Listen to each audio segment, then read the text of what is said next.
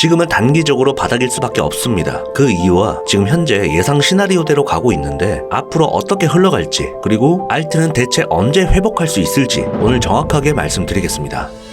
네, 여러분 반갑습니다. 테넥스 미디어의 트레이더 송입니다. 자, 우선 청산 히트맵 먼저 살펴보면 이 부근에서 롱을 잡고 있는 사람들이 굉장히 많습니다. 그래서 이 롱 청산 물량이 56K에 쌓여 있습니다. 하지만 이 금액이 생각보다 그렇게 크지 않거든요. 그래서 좀 더 넓게 보면 이런 식으로 진해지지 않고 있다. 즉 개미들이 무서워서 매수를 못하고 있는 거죠. 무섭거든요. 왜냐? 말씀드렸었던 이 주요 지지 라인을 깨버리니 여기까지 떨어질 것이다. 이렇게 다들 생각하고 있기 때문에 여기서 쉽사리 매수를 못하고 있는 거죠. 지금은 기술적으로 받는 구간이긴 하지만 다시 이 하락 채널 안으로 들어와서 안착을 해주긴 해야 됩니다. 그래야 추가 상승을 할 수 있는 것이고, 가장 좋은 건 이런 안착하는 그림은 누구나 다 보고 있단 말이에요. 그래서 이 안착한다는 느낌보다 강력하게 시원하게 이 정도까지는 올려줘야 됩니다. 이 65K 정도까지는 상승이 나와줘야 이런 애매한 구간에서 눌리고 상승이 나오는 거거든요. 만약에 65K까지 상승이 나와준다면 이 채널의 바닥까지는 떨어지지 않을 겁니다. 이런 구간에서 상승이 나와주는 거죠. 그러면 이런 그림대로 갈 가능성이 굉장히 높습니다. 자, 파이어 차트를 보면 이 리테일 고래들이 매수를 여기서 시원하게 했다가 바로 팔아버린 모습이죠. 자, 떨어지면서 이 매수벽이 체결이 됐습니다. 그러면 이 색깔이 하얘질수록 이 매수벽이 두터운 거거든요. 매수 물량이 많다라는 뜻인데, 체결이 됐다는 것은 일부 이 구간이 바닥이다 라고 생각하셔도 됩니다. 그리고 기술적으로 반등이 나와주면서 이 빨간 고래들이 대가리를 들기 시작했습니다. 서서히 이 보라 고래들도 대가리를 들려고 하는데, 가장 강력하게 이 가격을 주도하는 것은 이 갈색 고래들이거든요. 갈색 고래들이 대가리를 들어야 됩니다. 제가 실시간으로 이 갈색 고래들이 대가리를 들면 바로 저희 테넥스 미디어 공식 텔레그램에 실시간으로 업데이트 해드리니까 여러분들 편안하게 들어오시고요. 자, 지금 커뮤니티와 주위에서 보니까 이 52K까지 떨어진다는 소리를 굉장히 많이 하더라고요. 어디서 그런 소리를 들었는지 모르겠는데 여기까지 떨어질 가능성은 없다고 봅니다. 잠시 후에 차트 보면서 좀 자세하게 설명드리겠고, 달러 발행량인데 이 정도까지는 아니지만 이 다시 유동성이 좀 풀려야 됩니다. 그래야 상승이 나올 수밖에 없거든요. 20년도에 코로나가 터지면서 통화량이 역대급으로 풀렸습니다. 이전보다 2배가 넘는 통화량이 풀리면서 비트코인과 주식, 부동산, 모든 자산 시장에 불장이 왔었죠. 자, 그렇다면 이 유동성이라는 게 풀려야 되는데 어떻게 하면 다시 불장이라는 게 올까? 말씀드리는 게 첫 번째는 금리 인하죠. 그래야 이 대출받는 사람들도 늘어나고 개인이고 기업이고 더 많은 자금을 이용하기 때문에 달러 유동성이라는 것이 풀립니다. 그래야 투자 심리도 늘어나고 암호화폐는 물론 주식, 채권 시장에서도 자금이 유입이 되는 거죠. 그래서 우리가 금리 인하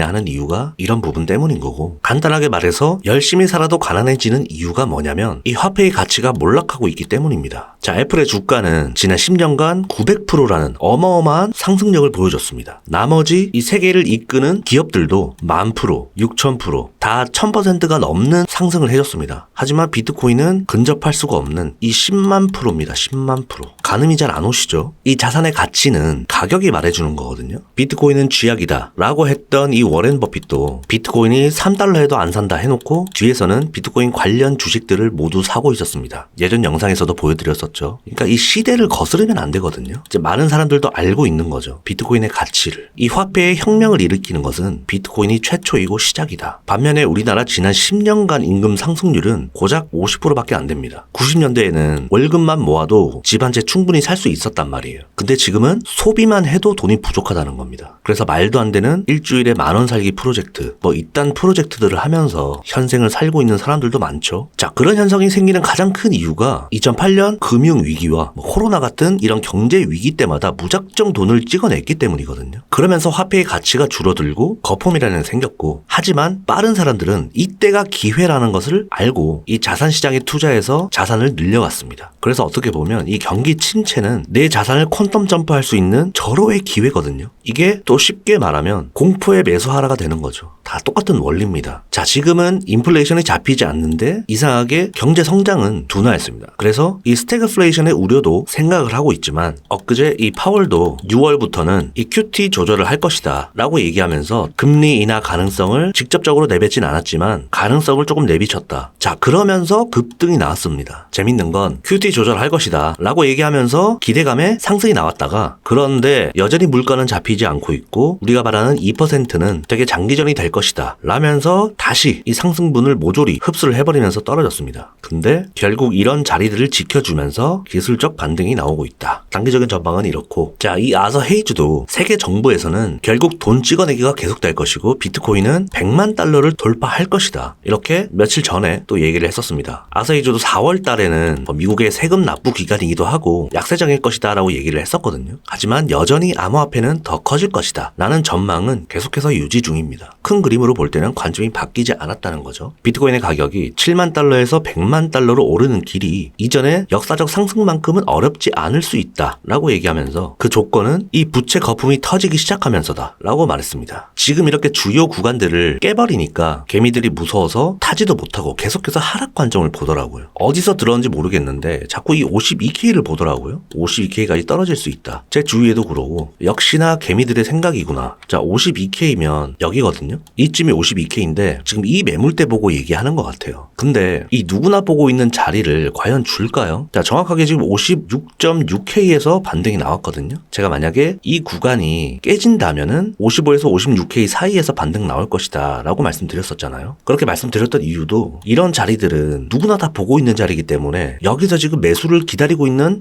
기관들이며 개미들이며 엄청나게 많을 거란 말이죠. 그래서 저는 이 애매한 구간에서 반등이 나올 것이다 라고 말씀드렸던 거고, 이 구간이 깨질 수도 있겠죠. 근데 깨져봤자 저는 55K라고 봅니다. 55K이거나 아니면 이 55K를 살짝 깨거나 54.89 이런 데서 반등이 나올 거라고 봅니다. 정확하진 않을 수 있겠지만 이렇게 깨진다면 살짝 깨고 이런 구간에서 이제 반등이 이렇게 나오는 거죠. 자, 그렇게 따지면 이 상승이 시작됐던 지점부터 피보나치를 이어보면 지금도 0.5 구간 찍고 반등이 나와주고 있지만 0.5 구간을 살짝 깨고 여기서 비비면서 반등 나와줄 거로 보고 있습니다. 자, 52K가 이 0.618 구간인데 만약에 이 52K까지 떨어진다고 하면 누구나 다 보는 자리이기 때문에 저는 더 깨질 거라고 봅니다. 그래야 여기서 패닉셀이 나오거든요. 그런데 여러분 여기가 깨지면 다시 8K란 말이에요. 그러면 이건 거의 하락장 수준입니다. 그러니까 이런 그림이 나와야 돼요. 자, 여기도 보시면 지금 이런 자리들을 누구나 다 보고 있을 거란 말이죠. 근데 아래로 깨지니까 더 많이 깨졌죠. 그러면서 하락장이 시작이 됐습니다. 그래서 저는 만약에 이 구간까지 깨지면 한 번 더 깨질 거라고 봅니다. 그러면 이 상승 채널 다 망가지는 거거든요. 이제는 반등이 나와도 이렇게 갈 수밖에 없어요. 이런 그림이 나오겠습니까? 절대 저는 안 나온다고 봅니다. 그래서 말씀드리는 게 6월부터는 QT 조정한다고 연준에서도 말했고 점점 물가도 조금씩 잡힐 것이며 5월까지는 조금 조정의 장세를 보이다가 이 6월, 7월부터는 조금씩 반등이 나오기 시작할 겁니다. 그래서 3, 4분기에는 피날레를 보여줄 거라고 생각이 듭니다. 그래서 5월까지는 아래에서 이렇게 좀 놀다가 살짝 더 깨지던 이런 자리들에서 비비다가 6월이 시작되면서 반등이 시작되지 않을까, 전 이렇게 보고 있습니다. 그렇게 되면 이런 알트장도 이런 그림을 보여줄 거라고 저는 생각이 듭니다. 자, 주봉입니다. 이 21년도 불장이었고 쭉 개미들을 다 털어내고 저점을 찍고 조금씩 높여주고 있습니다. 그죠? 그러면 지금은 너무나도 매력적인 타점 구간이거든요. 이제 골파기가 끝났고 이 컵 앤 핸들 패턴이 지금 만들어졌다고 봅니다. 이제는 살짝 아래에서 비비던 뭐던 간에 여기서는 이제 이런 그림이 나올 거라고 보고 있습니다. 그 구간이 알트는 한 8월달 이쯤부터 강세장이 시작될 것으로 보고 있고 정확한 달은 제가 예측할 수는 없지만 가장 중요한 것은 지금은 너무나도 매집할 만한 좋은 구간이다. 모든 차트들이 다 비슷비슷합니다.